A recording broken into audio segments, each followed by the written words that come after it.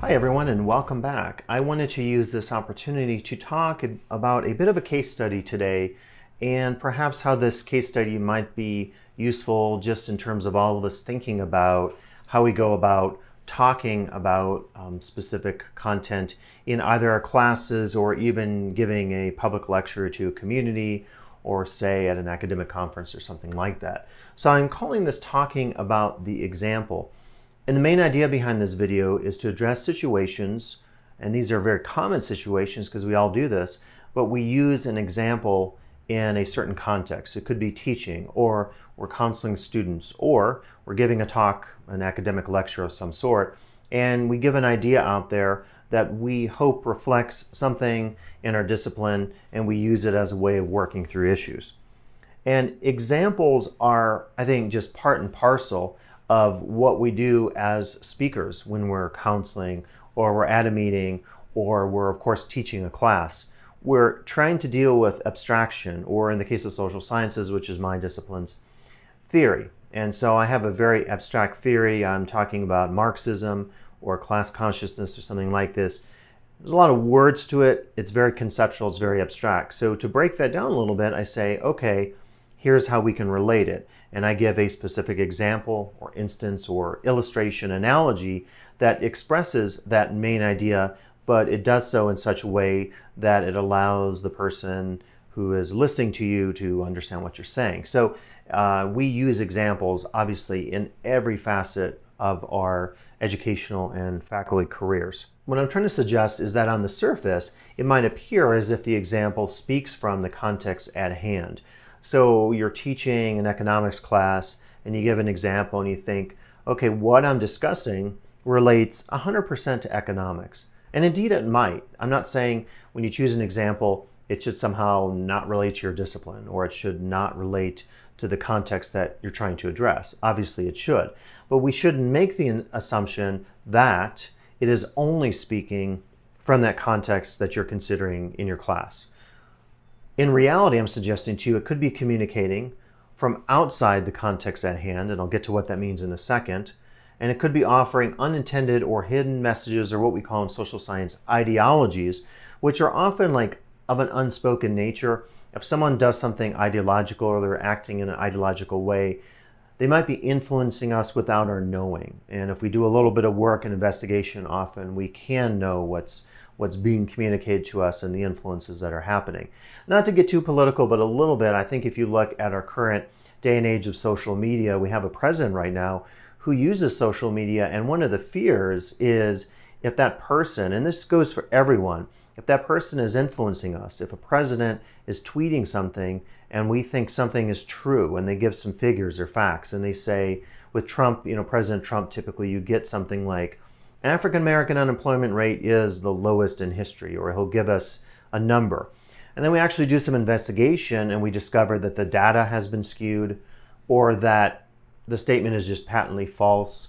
And we almost live in an age now where even if you question that, if a journalist, if someone at the New York Times says, well, actually we can document that this is patently false, the fear is that people will not care. The speaker will not care, in the case of this president, who has been known to deceive people throughout his career.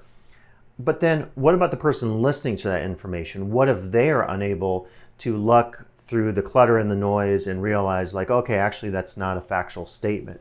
So what I'm talking about today actually relates, I think, even more broadly to things like intellectual self-defense and training people to be critical thinkers and to take on information, media literacy, and so forth. That's kind of one side of this. Another side, I would say, relates back to classical theories of rhetoric. So if you go back to, for example, Aristotle, one of the great Greek philosophers, and look at his book called Rhetoric, you actually see that going back to those times, people were aware of the fact that you could use examples not to skew facts or distort reality, but slightly to influence an audience. And Aristotle is very specific in his rhetoric, saying that, for example, using the example as an example, if you are speaking to an audience and maybe they're young people or they are of a particular background, a social class, you may wish to tailor your example, what you're saying in your speech, to, if you will, influence those individuals listening to you. And in a sense, we could say then it goes back to classical notions about rhetoric, where people realize that you are going to use examples in your everyday speech, giving a speech to a group of people, an assembly, and there's nothing wrong with that. In fact, when you speak, you want often to be emotional, you want to be engaging, and you want to use examples because not only do they deal with that abstraction that I mentioned earlier, they also allow really for you to do effective forms of storytelling. Human beings are storytelling animals, and so if you just gave a lecture and you just listed details, if you were teaching history and you just gave a bunch of dates and said, this happened here, here, and here, you would lose your class in a matter of not minutes, probably seconds. So you give examples. If you're talking about a particular historical treaty or a constitutional amendment in a history class, you would say, okay, here's the factual item. Now I'm going to explain it to you. And you do a bit of storytelling. Storytelling is really all about examples. It's all about content that's filling in gaps. It's taking abstraction and making it more meaningful to us. It's providing import of emotion, politics as well, to go back to Aristotle and the current Trump administration. And it's really natural for us as storytelling animals to use examples. So in this talk today, I'm not suggesting that you shouldn't use examples. I'm suggesting to be careful about the examples that are being used. So to go back to this context where we think, I use an example in a class of a particular subject, anthropology, and I think that it's only communicating to the students attending the lecture that this is about anthropology. It's the context at hand, the discipline that I'm teaching. So here's an instance of that. I'm in my class and I refer to a single parent as a woman. So I'm discussing in a marriage and family class in sociology the fact that maybe single parenthood has gone up in percentage, in likelihood over time. And so I say, okay, so as an example, you have a woman who is a single parent and ...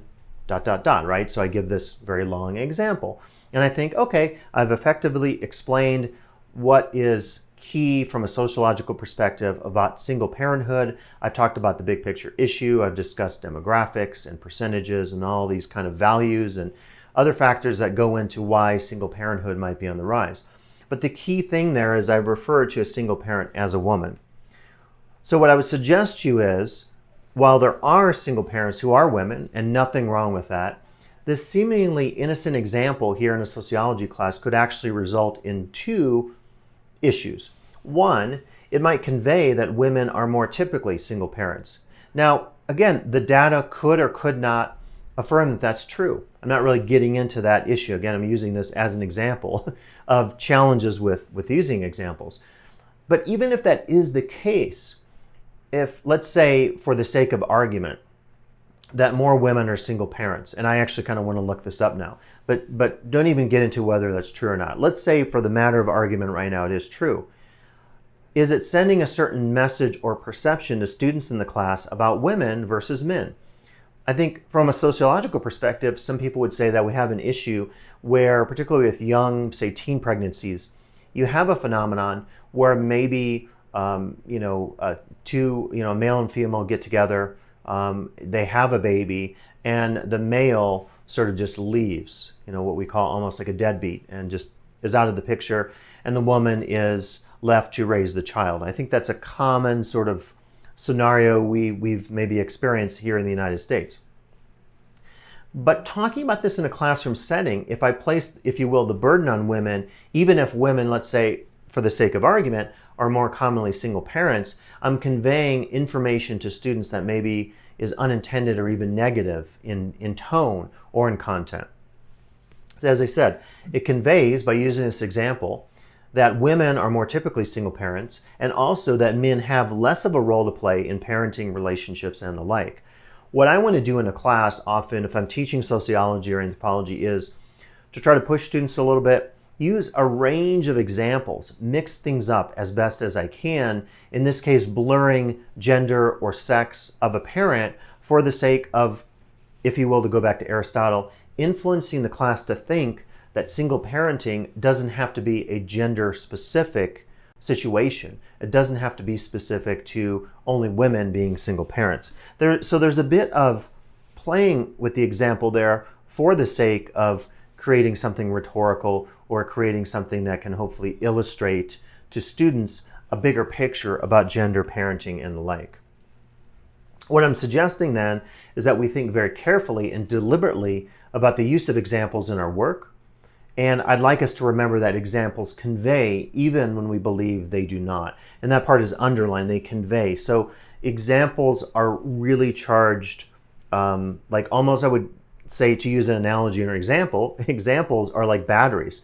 They store up information, right? They store up energy, and then when they're dispersed, just like when you turn on a device and it uses that energy allows a device to work, like a camera right now with a battery.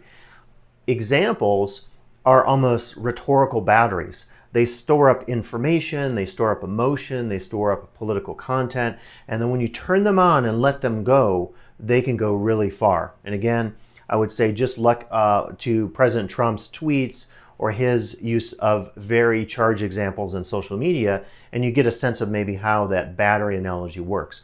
It also reminds us that any example operates through a number of rhetorical principles. So it could be analogy, it could be metaphor.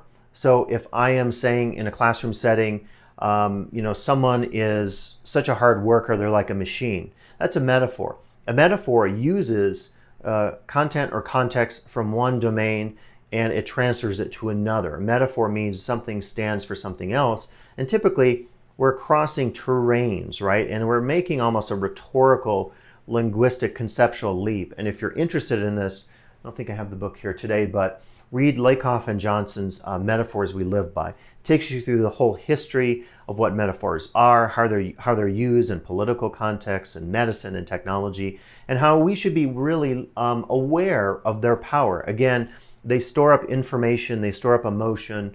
In the world of memes and social media, often something very simple and innocent looking can be incredibly charged in terms of its potential to influence us as listeners in society.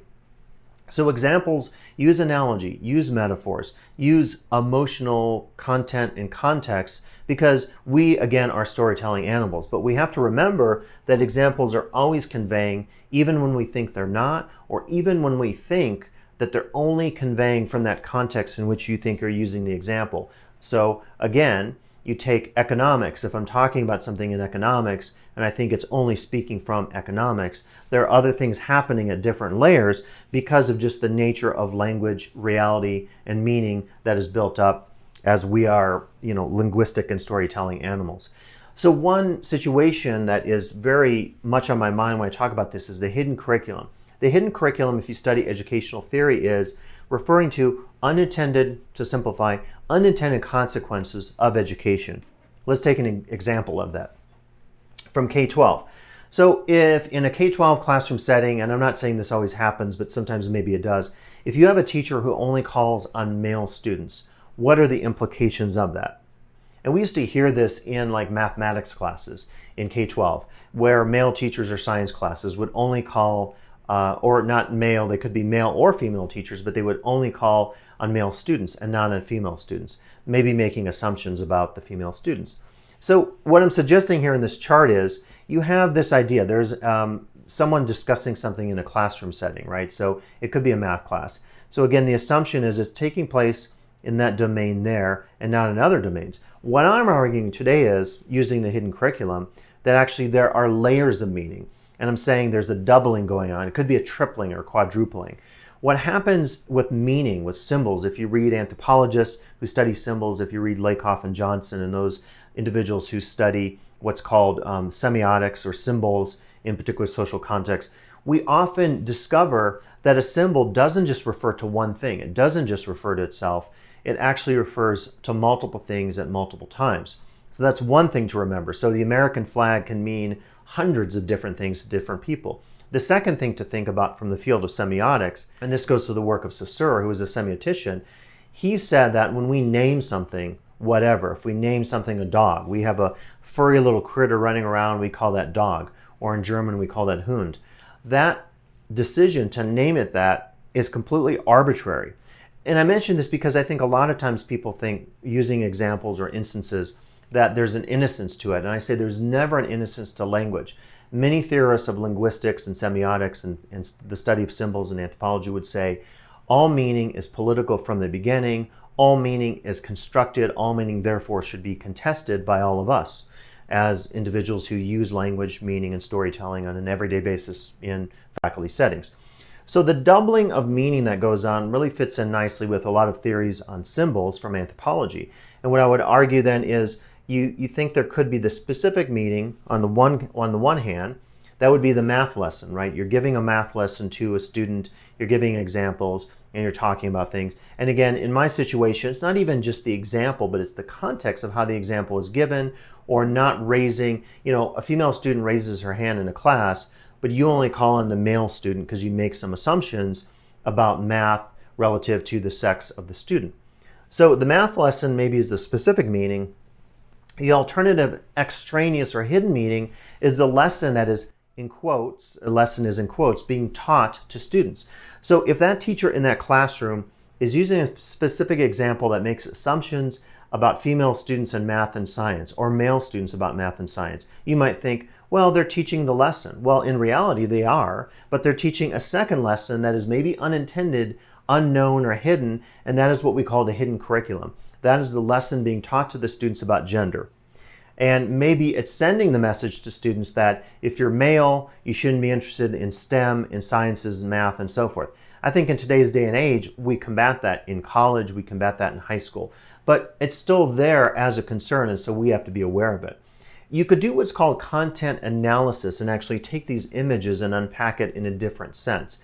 We could use pictures or context and say, what is going on if we look at the idea of a lecture about science in schools? And so what I actually did was, using some content analysis, I just typed in Google science lecture in school.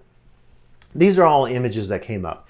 And in all fairness, if you do a Google image search, you could have millions of results. And we could get into whole conversations about rankings and why one thing is higher than another. It's not always the case in a Google search that the highest thing that you get, like in your first result or the first page of results, suggests to us some sort of social significance, like most people want that, or have that idea in mind, that concept in mind, that thing in mind when they search for something. In some cases it can, and people have done searches where you type in the phrase "a math class in high school is," and then Google kind of fills it in for you. In some cases there could be significance that more people, the top results, if they give you 10 results for that phrase and filling in the rest of that phrase, maybe more people do search for that. There are cases of this, but we have to be careful and look at how Google does its analytics and so forth.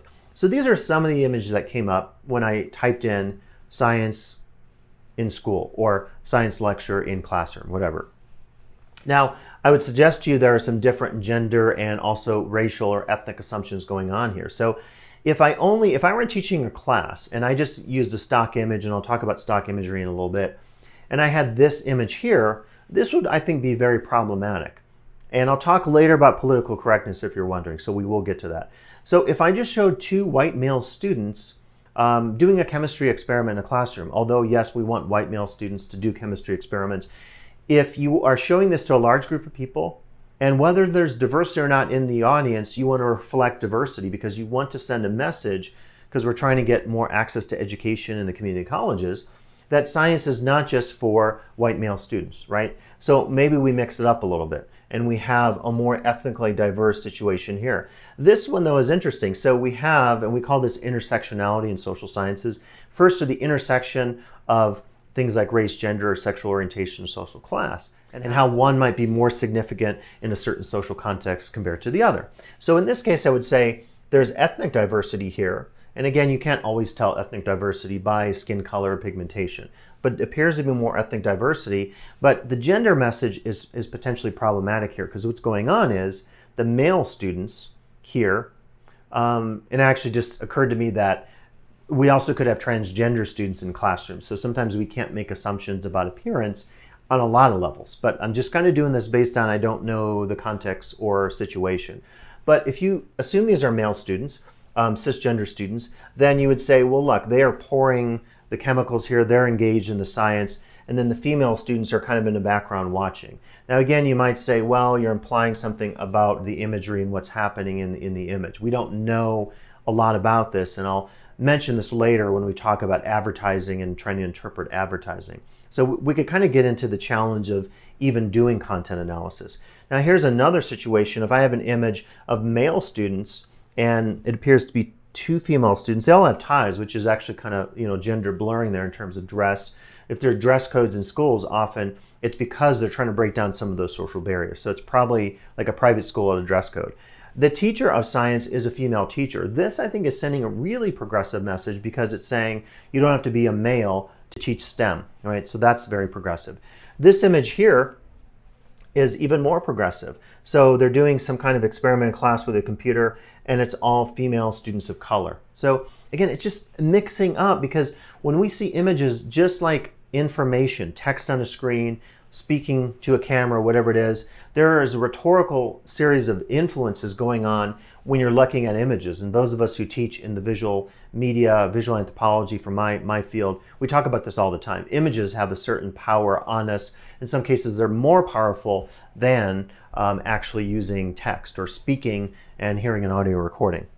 So this is what we call content analysis, looking at what it says. If I were doing a PowerPoint, as I am here, but let's say I were doing a PowerPoint for STEM students in high school, and I used this image versus this image, could have major impacts outside of, again, the actual content I'm talking about. It might be talking about STEM issues, but because I'm using a certain image or not, that almost might, because of the doubling of meaning or tripling of meaning, send an even stronger message.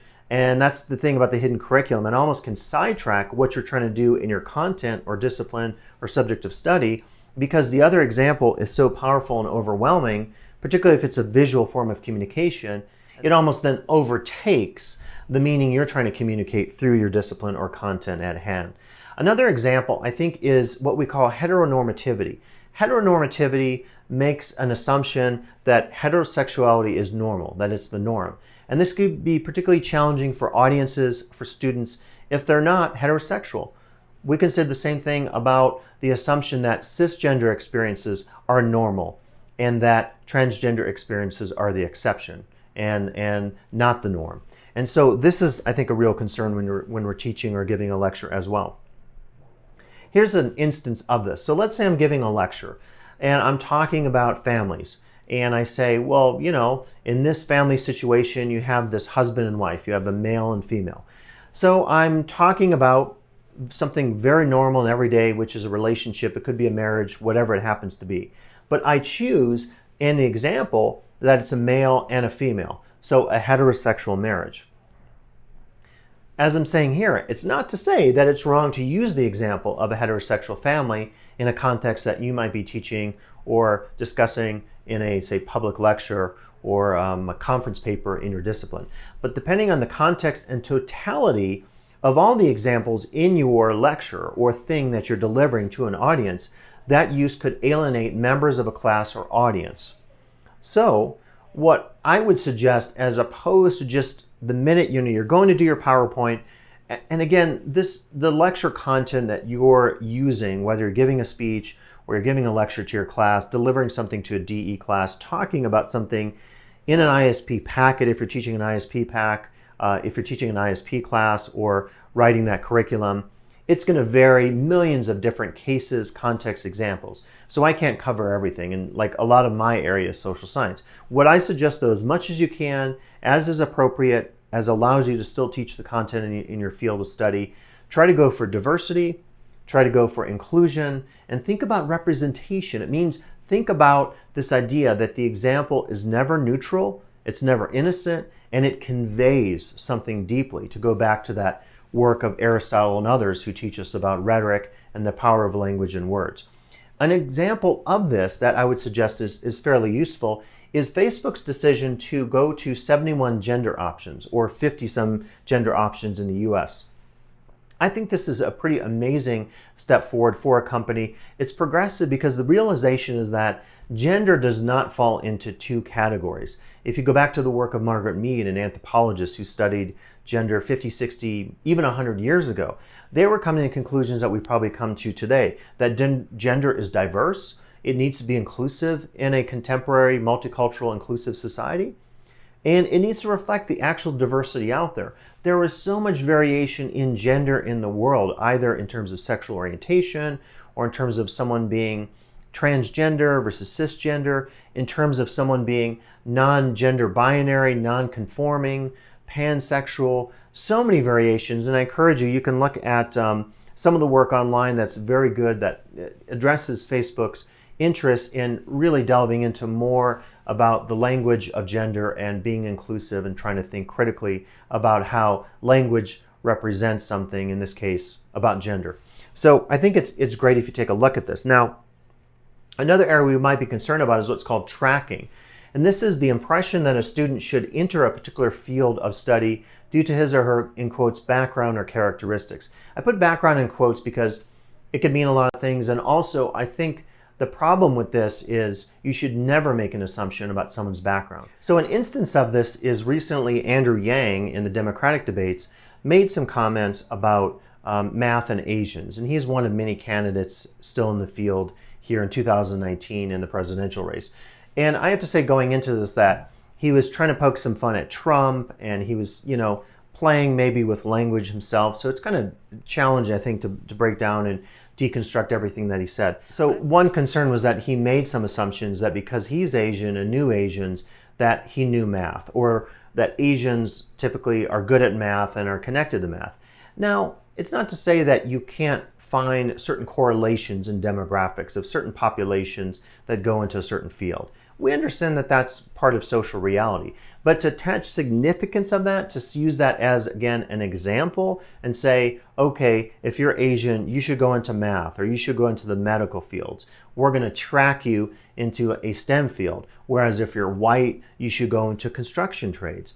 That is very problematic. So tracking is a situation where maybe someone's giving a lecture and talking about careers and saying, oh yeah, and those of you, and would actually point at someone from a particular group or background, suggesting to that person that he or she would be really good at a particular field. I think what we have to do as educators is not track students into particular career paths or degree pathways, graduate school, and instead give all students options, because we actually are seeing more blurring and diversity out there, for example, where males go into the nursing field. So we shouldn't only look at women and assume, hey, if you go into nursing, or say to a female student, you'd be really good in social work, and assuming that the male students wouldn't be good in social work or interested in social work or going into nursing or whatever. So a concern there about the implications of the impressions we're sending through those instances that we're using by tracking students into particular fields or careers. So I have this project that kind of connects to this a little bit. It's called the Gender Ads Project, and it's just go to www.genderads.com. And one of the things I look at in here is different roles and expectations for men and women. So if you look at the project, it's broken out into different arenas or types of gender situations that I've discovered in ads, and it has literally thousands of ads over time. I'm going to click on here. It's called, if you go to ideas and then click on constructions, this is the one I want to get at to show you what I'm thinking here. And this is a specific area where I think by seeing this situation, to take this as a visual example, it's sending messages. So this is a very old ad, and I don't know the date. I want to say it's maybe late 80s or early 90s. I think it's fairly old. So this is called Play School Holidays, and it says here what little kids can do when wishes come true. And it is showing the different examples, instances, if you will, for girls and boys. So girl, you can be a mom. A boy can ride a two-wheeler. A girl can decorate your dream house. A boy can hit a home run. A boy can run your own business. So this is a situation showing us the content from visual culture, from advertising, from Play School, which maybe seems innocuous, and it's sending very powerful messages about tracking, right? It's basically saying, if you're a girl, your choices are mom or decoration of your house. You're connected to the domestic sphere. If you're a boy, you can do sports and adventure activities, riding a two-wheeler, hit a home run, and in the future, run your own business. So the males are able to express more of that, what we call the public culture versus the private domestic sphere, where women are relegated to. So this is one of many situations or contexts that we could look at. So it suggests to us that there is not an innocence to the images that we see, and those are visual examples. The same thing applies to putting something up on a PowerPoint, putting some context at hand there for your students through words or language. So we just have to be really, really aware of it. I just wanted to throw this in because I was excited to see it happen. So I've been doing the Gender Ads website for many, many, many years. It's one of these like volunteer boutique projects I've been engaged in, and it's gotten some, traction out there. People have noticed it, but it was kind of cool. So recently, the New York Times in September, it was actually September 8th, 2019, they were doing an article about underwear ads called "Underwear Ads Lose the Macho: How Marketing Has Embraced Men." So I was able to do a interview with a New York Times reporter. It was kind of cool, and I just include this because it's neat to see that the work you do on a volunteer basis eventually gets noticed, and you can sort of give back to your community, and all this kind of stuff is volunteer work in the sense that we do these projects and we take them and we try to express to people concerns that we have, in this case, about gender. So to go back to the ad we were looking at from Play School. So what happens is, in ads, in examples that we use, we develop often expectations about what is normal. So in the case of the ad from Play School, women work in the home or domestic sphere, and men work in the public outside the home sphere. So we're setting up, again, through something that seems very innocent, a Play School ad, we're setting up big expectations about what is normal and what is not. Another situation we can look at, which I think is kind of fun, I do this in my visual anthro class, is to look at a stock image or video website and use keywords as informal research. Again, this is not going to say that this is pure scientific research, but it's kind of fun. So I did this, I went to Shutterstock, and I could have chosen any stock image website or video website, and I just typed in doctor, and I don't have all the pages on here.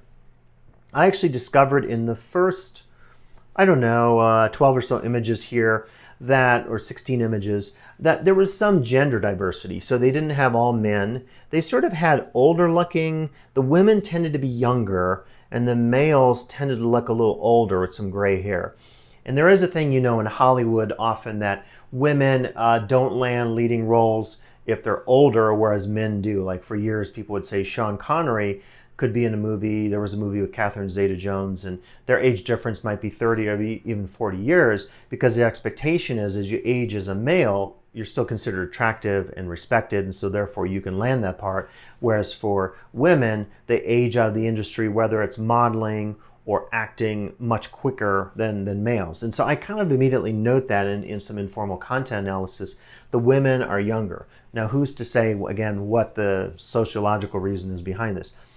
At least in the first page, I don't see a lot of ethnic diversity. So that's like the first thing I noticed. I'm like, very interesting, that appears to be, at least, it's not always easy to say based on pigment or skin color alone we can tell the ethnicity or race of someone, but appear to be white or Caucasian, light skinned. So that's kind of something to note there. The second thing I did was I typed in the term housework, okay, and this is also on Shutterstock. This one was much more gender specific, I think. So what I discovered here in a couple cases, so housework, even as a phrase, I was thinking of it as people doing stuff in their domestic sphere, like taking out the trash, fixing something, doing the laundry, cooking dinner. So there are a couple images here that I'll almost throw out because it's actually like construction workers who are male, by the way. So that kind of is a gender assumption. That appears to be a male. That one definitely, I think, is. But in this case, right, they're building a house. I'm actually kind of excluding those images. I'm thinking more or less something like this. Cleaning, appears to be female. Again, I'm doing my best that I can, doing like a visual analysis based on not knowing the content exactly. But, you have a woman here with a spray bottle. You have two women here cleaning the oven, doing something with the child. And then here, this is kind of interesting. So you have, the vacuum is the woman. You don't have a male doing the vacuum. You do have rakes that are both look male and female and pretty ethnically diverse, at least in terms of skin color.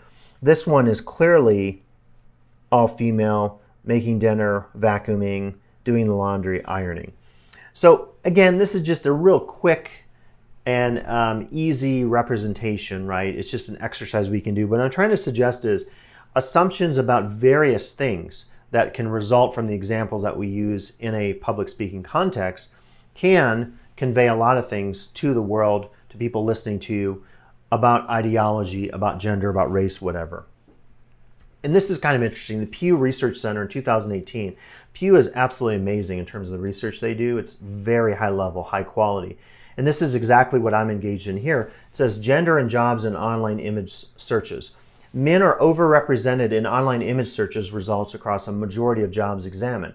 Women appear lower than men in such search results for many jobs. So that actually does get into the significance of studying Google Analytics. If you type in an image search, who comes up for particular jobs. So very relevant. I think this is showing us a little bit of the social reality, at least in terms of gender and images that come up. And if you will, these images that come up when we do one of those searches for something in Google, those are examples, right? They're instances given to us, like you type in the word housework and what comes in a Google image search, right? They're telling you this is the significance. Most of us, unless we're doing a deep dive search and want to go through pages and pages, we often look at, and those are the premium images or search results on Google, we look at the first, second, maybe third, fourth, fifth of results of pages. We don't go to the 50th or 100th or 200th. So there's a concern there about what comes up and what that says in terms of the expressions that people are getting when they type in particular searches in an image search or whatever. And this is getting more into that study. You can probably guess which jobs these are based on the socialized ideas of what counts as men's and women's work, kind of like that ad from Play School. In 2015, research from the University of Washington examined Google image results for different professions and similarly found that in stock photos, website images, and more, women aren't depicted in certain professions as often as men are.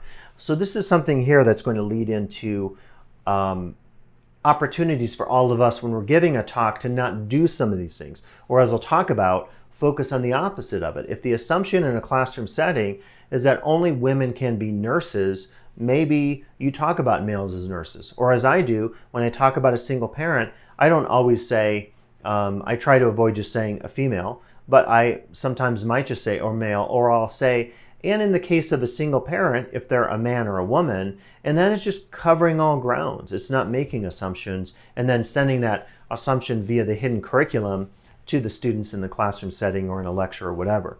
So featureism is something we see all the time, and that's focusing only on a woman's appearance. Situations that maybe convey some of this. So Outside Magazine just did a expose, if you will. It's titled The Blatant Sexism of Fitness Stock Art in 13 Photos. And so they said it's great to show photos of female athletes, but guess what?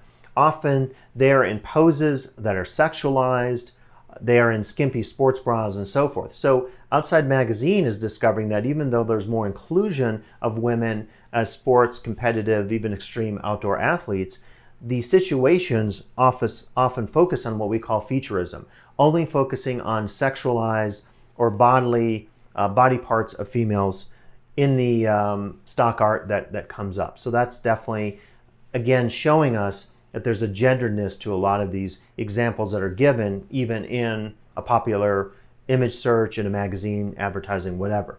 Spotlighting. So in this situation of addressing a class and talking about nursing, what I might want to do to highlight the gender disparity or the assumptions in our brain, I could say something very quickly in a class and say, a male nurse. And the student might look at that and think, oh, that's kind of interesting, a male nurse. Almost like the United States saying female president.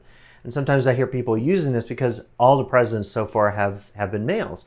So you're almost spotlighting the fact that nurses are assumed to be female, so therefore I'm putting male in front of that as a qualifier to get you to think, oh, wait a second, nurses don't all have to be female. So there are ways to do this in our giving of context, examples, and instances such that we unpack some of that hidden curriculum or hidden meaning or multi-layer of meaning that we often discover when we're talking about a particular field or context.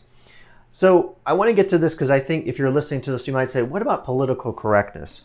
So political correctness, I think, is the assumption that any of us who talk about these concerns about gender and representation or ethnicity or transgender issues, social class, whatever we're talking about, the assumption coming from the, I think, political right is that we are somehow trying to tell people how to think, we're trying to tell people how to use language, we're trying to tell people that, they can't talk in a particular way. And actually, I think some of that is true, and I'll just go through my points here. I think political correctness, first, misunderstands the context of language and culture as they relate to these debates. Again, I think we're not saying you can't use language, but you have to be more aware of the language that you use, aware of the fact that it conveys meanings, including unintended or hidden meanings to your audience, and also aware of the fact that language is not neutral. It can never be neutral. And again, if you read every rhetorical theorist going back to the Greeks, they would tell you that language is inherently political and it's a construct. So there's always a rhetorical engagement in every moment of what we're doing. I'm rhetorically engaging you here. I'm trying to influence in some ways for you to think about examples and using examples carefully.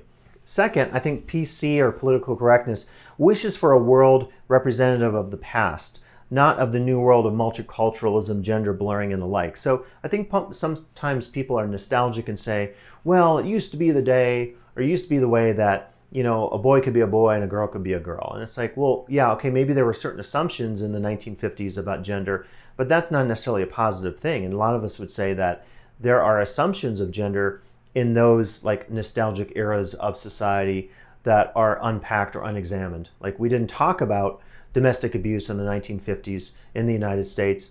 And so some of that kind of connects to that nostalgia. So the notion of a good old past or a nostalgic past, I think, is, first off, it is what it says. It's nostalgic. It's really what people call nostalgia often is memories with the pain removed or the pain blurred. So we don't think about the bad stuff, we just think about the good stuff. And we all kind of do that when we reflect on our childhood or something. But it also doesn't recognize that the world today is not the world of the 1950s. And it's much different. It's more pluralistic. We see things like gender blurring, and we need to be cognizant of that. Third, political correctness, again, to go back to my first point, assumes that language is neutral, apolitical, or without effect or impact. The worst thing I think you could ever do as a speaker in any situation is to think that the language that you're using is neutral or without politics. The language I'm using today to you has political import.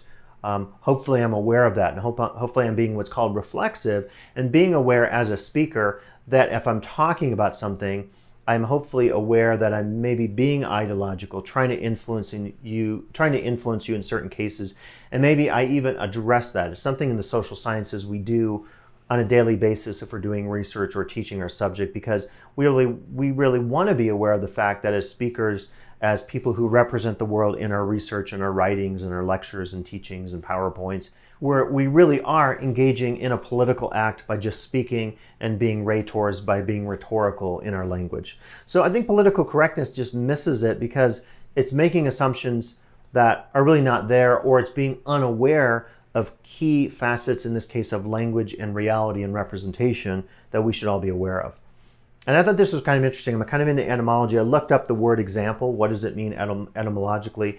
And as you might guess, it's an instance typical of a certain class, a model, an action, a conduct, an object of imitation, something to be avoided, punishment as a warning. But the cool meaning in here that I think is really relevant to what we're doing today, it's this right here. It's from an old French term, and it means cautionary tale. Right? This is kind of cool. Like a lot of the, say, context in the Bible, the stories being told, the parables, classic writing from the past, Beowulf, some of that is really what we call parable, because it is getting us to realize something, a flaw in human nature, a vice, something to be avoided, whatever. So I really like the cautionary tale, and we get kind of meta here and say almost that we're then suggesting in this conversation today that we should use the example more in this meaning as a cautionary tale. Use it, but the cautionary tale to us as speakers, giving these contexts to our students and others in public settings, is that we shouldn't be so sure of ourselves that we don't think about the consequences of what we're saying through the various instances that we give. I want to say that kind of through my background in themed immersive spaces, folks in museum studies and museology look at this stuff on an everyday basis.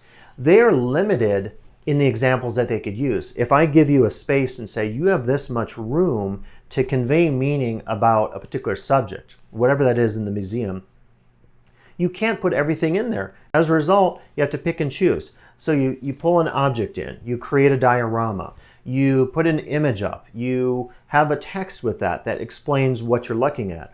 All of those acts of selection, from what goes in the space, how it is positioned in the space, the text that goes up on the wall, how you direct people through the totality of various dioramas, images, displays, objects of material culture. Every one of those acts is a hugely political one. And an example of this is the Museum of the American Indian, which has had some controversy connected to it because of the issue of how something is chosen to represent what it is you're representing. In the case of the Museum of American Indians, you are looking at the representation of American Indians or Native Americans, and even that term gets debated among anthropologists and scholars in ethnic studies and Native American studies or American Indian studies.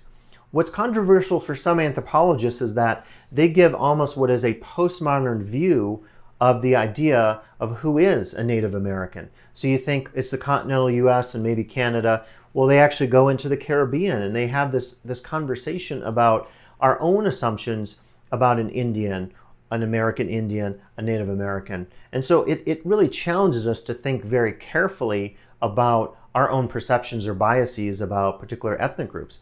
And they show you the diversity, different people, different pigmentations, and they even show you things like Native American gambling. And I think some people thought this was controversial because maybe the connection of certain tribal groups and native gambling is not seen as positive. There's often maybe a value judgment there. Well, they're trying to show you the totality of Native American or American Indian experience. And I actually find it refreshing to see a museum like this, but some anthropologists, some of my colleagues, when it opened said, oh, I don't know if I like this approach, because to me, it's really blurring the distinction of who is an American Indian or Native American. And to me, I like that because it goes more into what, Facebook, what I was getting at with the Facebook example of the blurring of gender and not assuming that people fit into very neat categories. But this is an instance, my example, of how this thing comes up, deciding what to put in every display, the text, the video screens, even what the people look like, how I interact with the space itself as a contemporary museum.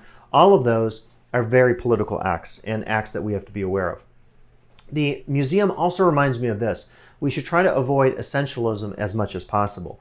So essentialism is that tendency to define someone, something, or a culture, a context, through one or more key essences. So in the examples we've given today, don't assume that the essence, right, of a female is to work in the home. Not that there's anything wrong to work in the home. Don't assume that if you're a white male, you should go into the construction trades. Don't essentialize the idea that a male is more likely that we should track him into construction. Likewise, don't assume that if a Native American only comes from the continental United States area. So there's a lot that we can do there, and the main tip is go for complexity and not simplicity. Use the examples of the Native American Museum, the Museum of American Indian in DC. Use the example of Facebook and its blurring of gender as an opportunity to avoid essentialism and to really focus on the complexity in providing instances to your classes or in your public lectures as much as possible. So in this situation, I want to address a group or context, but that mention of that group or context will have a negative connotation. So if I want to talk about, this has actually happened in some of my classes. The example I'm using for the week, because it connects in with what I'm covering in my Title V outline of record in my, say, criminology class, my crime and society class, is police brutality. I had a student some time ago, she was always triggered by this, and she was triggered by it because her background was in corrections, and I believe she might have had a partner or family member who was a police officer. So for that student, my very using of that example was a constant, had a constant emotional impact on her. I tried to explain to her, like, this is why I'm using this, because we do actually have police brutality, but we're not saying that if there is police brutality, that everyone out there, including you or your family members, are bad sort of by default or by connection to that group that we're talking about. So it's really challenging because you want to use an example, but you realize because it will have an emotional or political effect on your audience or students in this case, you're really challenged by it. So what I would suggest to you is not to say, I'm going to delete that section from my curriculum. No, leave it in there, but really do more than I did. I probably should have done more. I didn't know this was going to happen, to unpack it, to give counter examples, to really say, well, look, we're not saying if you're assuming that we're saying that all police are bad because of looking at the issue of police brutality.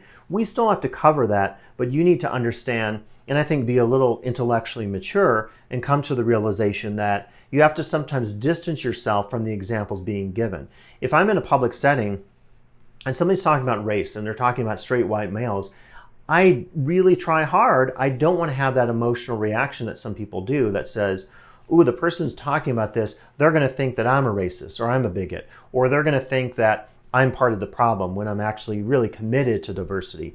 I think we have to disengage from that urge, right, to say, so they're talking about me, and because it's a bad or negative connotation of that example, I'm guilty by association. We really have to fight that urge, and I think with my students, I need to do a better job of really unpacking some of this, because examples are emotional and have an effect on people in various ways. Sometimes we don't predict for that because we don't know the background or demographic of our classes going into that particular term that we're teaching. Here's another situation. I'm discussing a dominant group and all of their members are being singled out for some social problem. This was really key when I was teaching the anthropology of religion class, and at the time there were the allegations, I think those were proven, of abuse in the Catholic Church of young boys and young men, sexual assault, all kinds of sexual violence, and there was evidence that the Catholic Church was covering this up.